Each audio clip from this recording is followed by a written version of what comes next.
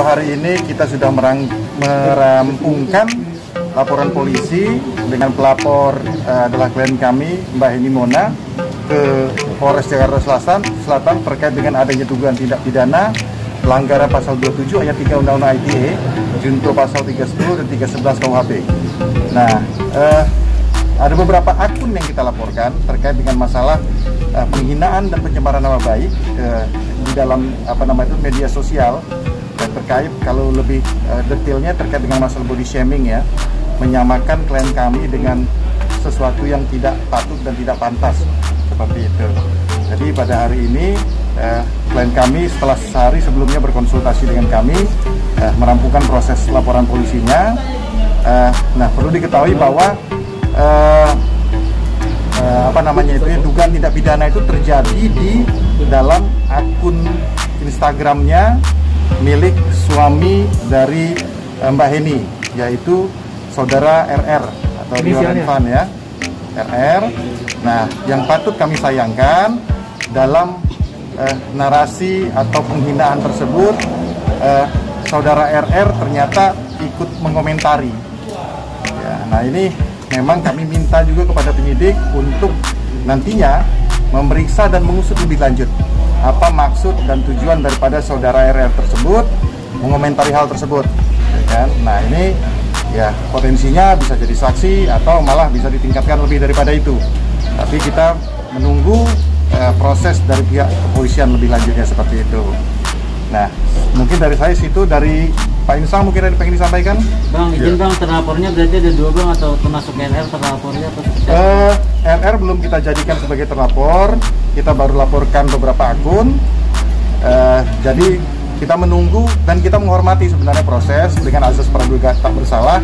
Apakah saudara RR nanti layak untuk dijadikan sebagai saksi saja atau ditingkatkan lebih daripada itu. Makanya kita tetap menjunjung azas praduga tak bersalah seperti itu. Jadi intinya ada tudingan ikut memberikan penghinaan ya Bang ya? Ya, kita lihat lebih lanjut lah dalam proses penyidikan ya nanti ya. Apa Abang melihat ada sebuah konspirasi Bang di sini Bang untuk menjatuhkan klien Abang? Ya sebenarnya kalau kita menduga-duga ya boleh-boleh saja kita menduga hal tersebut. Karena kalau kita mau melihat kepada akun yang mengomentari hal tersebut, itu akunnya ternyata kosong atau akun bodong. Kalau kata orang akun fake atau akun bodong seperti itu. Namanya siapa Bang? Siapa yang membuat, ya kita harus telusuri lebih lanjut. Ya. Ini nama akunnya Kayla 9898. Dia melakukan body shaming? Ya, body shaming terhadap klien kami. Nah, postingan body shamingnya gimana Bang? Body shamingnya gimana Bang? Dia ikut mengomentarinya. Mungkin dilanjutkan? Ya, body shamingnya gini, ya saya membacakan langsung, saya membacakan langsung dari isi komentar, sehingga klien kami merasa nama baiknya dicemarkan, merasa difitnah. Salah satu poinnya aja dalam komentar tersebut ya, Kayla 9898, lucu, mantan istri udah jelek, mohon maaf ya, nuntut 8 miliar. Sementara faktanya klien kami menurut kami tidak jelek, tidak menuntut juga 8 miliar. Dari mana ini kan fitnah? Inilah yang menjadi kami sangat keberatan dengan komentar-komentar seperti ini. Gitu loh ya. Nah, RR komentarnya seperti apa Bang di sosmed Bang? Di komentarnya kemudian dijawab, ya. Itu loh. Siap. Nah, kemudian ada di komentar berikutnya lagi dijawab, ya. Berarti sama saja mengamini. Itu yang kami, itu yang kami akan laporkan. Ada berapa akun Bang yang dilaporkan? Ada 3 akun ya? Ada 3 akun. Ini sementara atau ada pengembangan lain Bang? Ada dua akun lagi sebenarnya. Ini dia di di Instagramnya Tante Rempong. Nah, kurang lebih body shamingnya sama. Dan udah kita trace ini memang akun asli ya.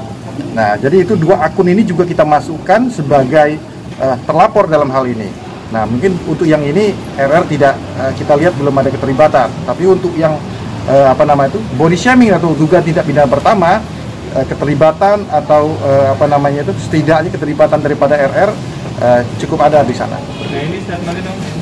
Bagaimana Gimana tentang hal ini? Menanggapi hal ini? Kalau saya pribadi sih, maksudnya saya kan ya masih udah sama beliau berdua kan, sama abang-abang saya udah konsultasi ya, dan saya juga kan masih jatuhnya istri ya, belum ketuk palu ya.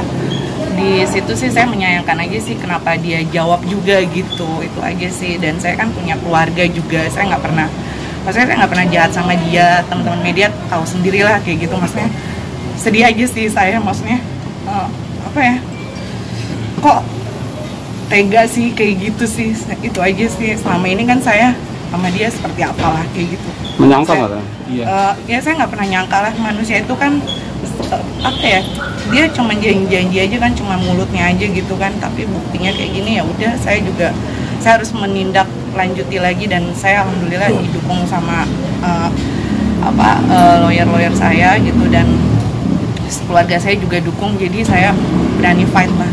Mbak, tapi ada komunikasi nggak? Maksudnya udah komunikasi dengan Rio Revan nggak? Oh, enggak. Kenapa sih kamu komentar seperti itu? Saya udah nggak pernah berkomunikasi lagi sama dia. Ya. Terkait isu yang nuntut 8 miliar itu benar emang? Enggak. Nah, itu juga yang perlu kita klarifikasi. Kan ada dua nih, ya, satu penghinaan pencemaran nama baik dan satu fitnah. Akun tersebut menyatakan bahwa klien kami Henny ini melakukan tuntutan sebesar 8 miliar. Pertanyaannya dan faktanya, why not juga kalau kita tuntut 8 miliar gitu. Tapi faktanya kita juga nggak tuntut segitu. 4M ya, 4M, dan itu hal yang wajar sama sekali untuk nafkah mut'ah dan idah yang dimintakan oleh seorang istri. Saya ingin mewakili perasaan daripada seorang istri. Bagaimana coba perasaannya daripada klien kami Henny ini nungguin suami, ya kan, selama dalam penjara. Selepas dia keluar dari penjara, dengan setia dia nungguin, membiayai diri sendiri, membiayai suaminya di dalam. Keluar dari penjara, hadiahnya apa? Hadiahnya adalah gugatan cerai.